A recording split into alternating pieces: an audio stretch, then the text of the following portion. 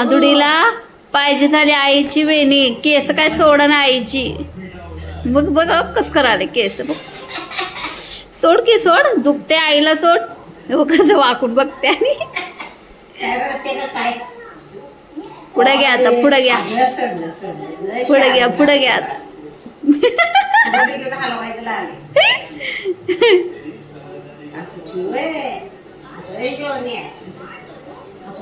नको म्हणते एवढं नको. आजपर्यंत काय म्हणतात, मी ऐकलं होतं की श्रावण महिन्यात जेव्हा श्रावण महिना पडतो तेव्हा नॉनव्हेज कोणतेही पदार्थ खायचं नाही. अंडी मटण काहीही असू दे, नॉनव्हेज खायचं नाही एवढं माहित होतं. नॉनव्हेज पाळतात म्हणजे खायचंच नाही. श्रावण महिना हा पूर्ण एक कंप्लीट महिना पाळतात. पण त्याच्या पाठीमागचं कारण काय किंवा का पाळतात, कशासाठी पाळतात, त्यात आपण ह्यांच्याकडनं जाणून घेऊया. ह्या मला सांगतो मी, त्यांना माहित आहे पण व्हिडिओ थ्रू सांगूया आपण का पाळतात. सांगा का पाळतात. श्रावण महिना वर्षभर आपण मांसाहारी खातो आणि मग वर्षभर खाल्ल्यानंतर आता ह्या महिन्यात जनावरांना आजार येतो. जनावर आजारी पडतात म्हणून त्याचं मांस खाल्लं जात नाही. होय ना. म्हणून पूर्ण महिनाभर मांसाहारी श्रावण पाळायचा त्यासाठी. कारण जनावरांना आजार हा येतोय, लाळ येते, त्यांना आजार येतो, थंडी ताप येते, लहान असो मोठे असो जनावर आजारी पडते म्हणून ते खाल्लं जात नाही. महिनाभर तर पाळायलाच लागतो श्रावण. आणि अंडी सुद्धा खायची नाही. ते अंडी पण खायची नाही. उष्णता पण असते, ती मटण नाही खाल्ल्यामुळे अंडी पण नाही खायची. म्हणजे जनावर म्हणजे कोंबडी पण आलीच होत्या. सगळे शेळ्या असू दे, जनावर असू दे, कोंबडे असू दे, सगळ्यांनाच आजार येते. पूर्ण महिना जनावर आजारी असते, जाळ येते त्यांना जनावरांना, म्हणून खायचं नाही. म्हणून खायचं पूर्ण एक महिना पाळायचं. पूर्ण एक महिना पाळायचं. नॉनव्हेज खायचं नाही. नॉनव्हेज खायचं नाही. हे झालं काय म्हणतात, म्हणजे हे आपलं ह्याचं झालं काय म्हणतात त्याला, धार्मिक कारण काय पाठीमागचं. म्हणजे एक जण कसं श्रावणाला देवाला चालत नाही म्हणून खातात, असं का नाही. देवाला चालत नाही असं नाही. देवाला चालत नाही कसं म्हणतात, ते आमच्या देवाला चालत नाही श्रावण महिन्यात. देवासनी नाहीच आहे, देवासनी चालतच नाही. पण हे पण ह्याचं कारण खरं हेच आहे. खरं कारण हे आहे ना, खरं कारण हे आहे. त्याच्यामुळे खात नाही. त्याच्यामुळे खात नाही. म्हणजे देवाचं कारण पुढे केलं, देवाचं नाव पुढे जनावर आजारीच असते या महिन्यात. होय ना. होय, लाळ येत्या, ताप येतो, थंडी येत्या, आणि लहान लहान जनावर कापली जात्यात. लहान मुलात नाही मोठं म्हणजे कुकरू एवढं छोटं छोटं आईला पित्याला असते कापत्या. होय ना. खात नाहीत रिजनेबल कारण त्याच्या पाठीमागचं हे आहे, ह्याच्यासाठी खात नाहीत. सगळ्या भाज्या खातात, भाज्या चालत्या. मुळा येतो, परत पालक येतो, मेथी येते, सगळेच भाज्या श्रावण महिन्यात.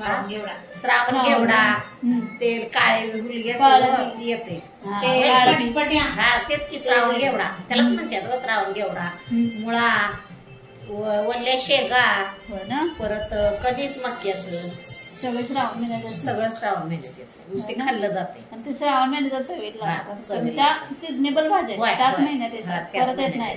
परत येतात परत चवला कुठे येते, मुळा येतच नाही आधी ना.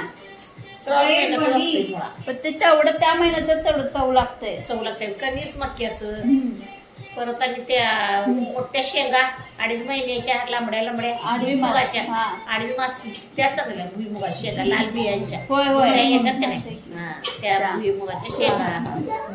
मग तुमच्या ह्याच्यात जेव्हा तुम्ही लहान लहान होता ना तेव्हा कसं करायचं श्रावण? श्रावण महिन्यात तिथं मोर आलाय, सगळं राहिलं आणि मोर नाचवा. आदिरातचा मोर नाचवा, सगळं राहिलं. आदिरातचा काय म्हणतात, महिनाभर नाही सगळीकडे आदिराची श्रावण असते. आदिराला नॉनव्हेज सगळं खायला सांगू नका अजिबात.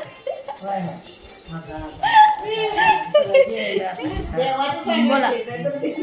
आमच्या इकडं हरिपूरला संगोबाची यात्रा खूप मोठी असते, प्रत्येक सोमवारी भरत असते. प्रत्येक सोमवारी हरिपूरला प्रत्येक सोमवारी संगोबा देव आहे हरिपूरला. तिकडे यात्रा भरती प्रत्येक सोमवारी. शंकरच आहे आणि ती यात्रा भरते आमच्याकडे. सगळी लोक जाते संगोबा.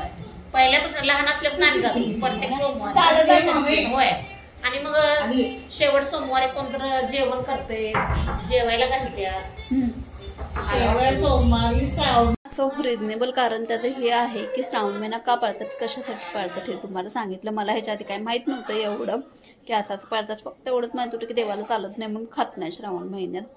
पण त्याचं रिझनेबल कारण त्यात वेगळंच आहे की त्याच्यासाठी खात नाही असं आज मला माहीत पडलेलं आहे. आदर्श पण म्हणले होते की मला असं असं आहे. मी त्यांच्यावर विश्वास ठेवला तेव्हा कसं म्हणलं तुमचं काहीतरीच असते म्हणून मी त्यांच्यावर एवढा विश्वास ठेवला नाही. पण खरं कारण आज त्यांच्याकडनं कळालं.